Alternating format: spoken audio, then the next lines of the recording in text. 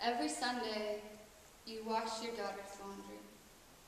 Her socks dance like homecoming queens on the clothesline. Once they are stiff and dry, you fold them neatly as paper cranes, return them safely to her dresser. At night, you fall asleep cradling a wine glass, home videos spilling from the television, a family photo album lying open in your lap like a casket.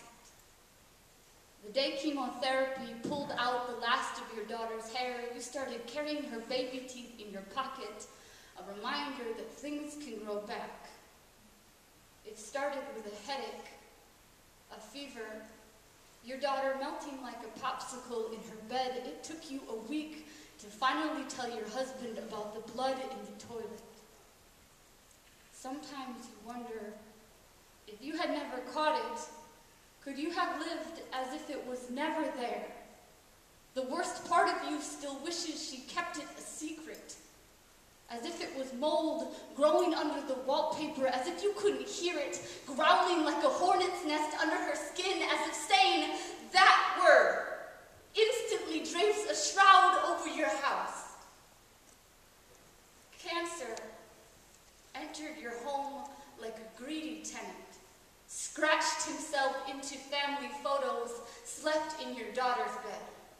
You became used to the smell of hospitals, comforted at the sight of needles, those starving dowsing rods hunting her skin for veins, her weight slouching off her shoulders like a baggy coat. The doctors read her blood like tea leaves, pulled you aside, suggested not to bother with college applications. You couldn't bring yourself to tell her, but sometimes you think she knew as she methodically filled out each question and box. It was never for her. There is still a stack of unsent applications hidden like a tumor in your dresser. She kissed every envelope goodbye. You couldn't bear to send any more of her away. When she passed, quietly like a note to God, you began to pray for a haunting. You hated the curtains for hanging motionless.